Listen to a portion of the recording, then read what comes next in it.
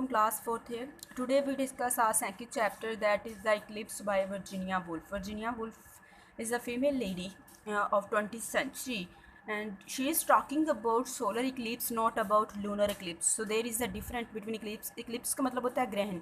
यहाँ पर जो पोइस्ट है वर्जीनिया वुल्फ, वो हम लोगों को सोलर इक्लिप्स यानी कि सूरज ग्रहण के मुतालिक बता रही है, ना कि लूनर इक्लिप्स या चांद ग्रहण के मुतालिक. तो ये सोलर इक्लिप्स के मुतालिक है. यहाँ पर जो पहले हम समरी को डिस्कस करते हैं कि जो वर्जीनिया वुल्फ है वो फेमस नॉवलिस्ट है और क्रिटिक भी है. ये 20th सेंचुरी की है, फेमिनिस्ट राइटर. और यहाँ पर ये सोलर इक्लिप्स जो है अपना ऐसे इसको बयान करती है. इसमें वो सूरज ग्रहण के मुतालिक बताती है कि जब सूरज को किस तरह ग्रहण लगा, कौन से इलाके में लगा, लोग किस तरह ईगर थे इसको देखने के लिए. तो वो कहती है कि जून की एक सुबह को इंग्लैंड जो था उसके नॉर्दर्न पार्ट्स में सोलर इक्लिप्स जो था वो टेक प्लेस हुआ. सारे इंग्लैंड के जो लोग थे वो बहुत ज़्यादा एक्साइटेड थे इस ब्यूटीफुल और बेविचिंग सीन को देखने के लिए. तो वो सारे डाउन होने से, सुबह होने से पहले पहले वो सारे इंग्लैंड में यॉर्कशायर एक जगह थी, वहाँ पर जमा हो रहे थे. किस लिए जमा हो रहे थे? सोलर इक्लिप्स का जो मंजर था वो देखने के लिए सारे लोग वहाँ पर जमा हो रहे थे. फार्मर्स, उनकी फैमिलीज़, अमीर गरीब सारे जमा हो रहे थे. और कहता है कि कोई लोग गाड़ियों में जा रहे थे, वो कोई बाई ट्रेन जा रहे थे. तो एयरपोर्ट्स वगैरह पर भी और जो थे रेलवे स्टेशन वगैरह वहाँ पर भी बहुत ज़्यादा रश हो गया था. आखिरकार वो कहते हैं कि सारे लोग रात जो थी वो सारी उस रात बहुत हसल बसल थी, चहल पहल थी पूरे इंग्लैंड में.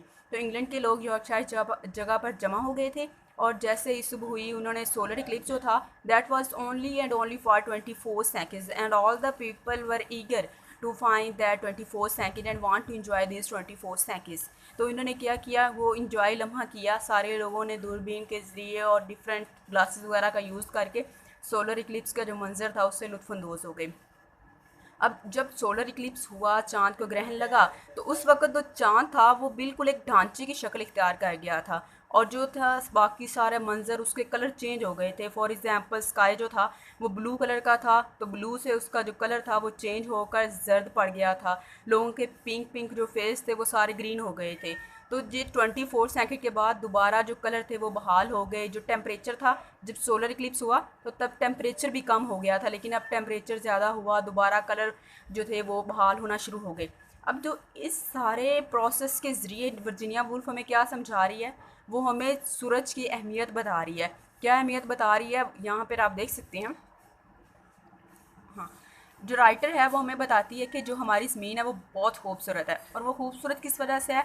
कलर्स की वजह से, रंगों की वजह से वो खूबसूरत है. और कलर किसकी वजह से हैं? वो सिर्फ़ और सिर्फ सूरज की वजह से हैं. अगर सूरज ना हो तो हमारी ज़मीन इतनी कलरफुल ना हो और ज़मीन जो है वो डेड हो जाए. तो हमारी ज़मीन की खूबसूरती के लिए जो सूरज है वो बहुत ज़्यादा अहम है. होप सो आपको समरी की अच्छी तरह समझ आ गई होगी. अब हम अपना जो पहला क्वेश्चन है वो स्टार्ट करते हैं. सो you can see question number 1 on page number 547. Describe the hustle and Bansal during the night before the Eclipse. Eclipse से पहले की जो रात चहल पहल थी इंग्लैंड में, वो उसका आपने हाल बयान करना है. On a morning of June की एक सुबह, the northern parts of England के शुमाली इलाका जात में the solar eclipse was to take place. Solar eclipse या सूरज को ग्रहण लगना था. The people of England were very eager to see this eclipse. जो इंग्लैंड के लोग थे वो बहुत ज़्यादा पुरजोश थे इस मंजर को देखने के लिए. During the night before the eclipse, सूरज ग्रहण से रात पहले की एक रात, there was a great hustle and bustle in England. England में बहुत चहल पहल थी. All the people were getting ready to go or reach particular in the north. सारे लोग शुमाल में एक ख़ास पहाड़ी के ऊपर जाने के लिए तैयारी कर रहे थे. Some people were taking the trains. कुछ लोग ट्रेन जो थे वहाँ ट्रेन के जरिए जा रहे थे. Others were crowded with people. तो दूसरे लोग जो थे दूसरों के साथ मिलकर जा रहे थे कुछ लोग. All were thinking of dawn. सारे लोग सुबह का इंतज़ार कर रहे थे, सुबह के मुतालिक सोच रहे थे. There was no sleep. कोई सोने का वहाँ पर आंसर नज़र नहीं आ रहा था. नो फिक्सड, कोई सुकून नहीं था. इन इंग्लैंड दैट नाइट, उस रात इंग्लैंड में. People near the place formed procession. आस पास के लोग ऐसे लग रहे थे जैसे जुलूस में आए हों. The farmers and their families also join the processions. किसानों ने और उनकी फैमिली जो थी उन्होंने भी इस प्रोसेशन, इस जुलूस को ज्वाइन किया. All were going up hill. सारे लोग एक बुलंद पहाड़ी पर जमा हो रहे थे. They had a strange sense of keeping an appointment. उनके अंदर अजीब सा एहसास था जैसे वो किसी शख्स मिलने जा रहे हों विद सम इम्पोर्टेंट पर्सन, किसी ख़ास शख्स के साथ. उनके अंदर एक अजीब सा एहसास था जैसे वो किसी अहम शख्स से मुलाकात के लिए जा रहे हों. तो तो ये हमारा पहला क्वेश्चन कंप्लीट हो गया। अब हम अगला पोर्शन अपना स्टार्ट करते हैं। So here you can find our second portion that is about phrasal verbs. हमारा जो पहला सेट है वो कंप्लीट हो चुका है। So let's start from second portion that is about bring. The first one that was about break and the second one that is about bring. So you can find the first phrasal verb that is bring about. Bring about mean वजह होना। This incident, ये वाक़या, brought about, वजह हुआ, a great change in him, उसके अंदर बहुत बड़ी तब्दीली का। तो उसके ये हादसा उसके अंदर बहुत बड़ी तब्दीली का वजह बना।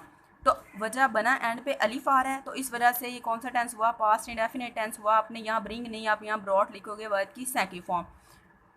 Phrasal verb number 2, bring back, याद दिलाना। I brought back his past to him, मैंने उसे उसकी माजी की याद दिलाई। तो दिलाई एंड पे छोटी ये आ रहा है, तो दोबारा आप वर्ब की सेकंड फॉर्म लगाओगे, यहाँ पे ब्रिंग नहीं ब्रॉट लगाओगे आप, और ये आपके पास पास्ट इंडेफिनिट टेंस बनेगा। पॉइंट नंबर 3 आप देखें, ब्रिंग डाउन, कम होना। The good crop of wheat will bring down prices, गंदम की अच्छी फसल की कीमतों में कमी आएगी। तो आपने देखा है अंदर कमी आएगी, तो ये कौन सा टेंस हुआ, फ्यूचर इंडेफिनिट टेंस हुआ, जिसमें आप सबसे पहले सब्जेक्ट लगाते हो, फिर आप विल या शैल लगाते हो, फिर आप वर्ब की फर्स्ट फॉर्म और फिर ऑब्जेक्ट लगाते हो। तो यहाँ देखें आपने विल या शैल में से कोई एक लगा के उसके बाद आप लोगों ने वर्ब की फर्स्ट फॉर्म ब्रिंग ही लगाई, जिस तरह ये खड़ी है। उसके बाद है ब्रिंग फोर्थ, पैदा करना। Trees bring fourth new leaves in the spring season.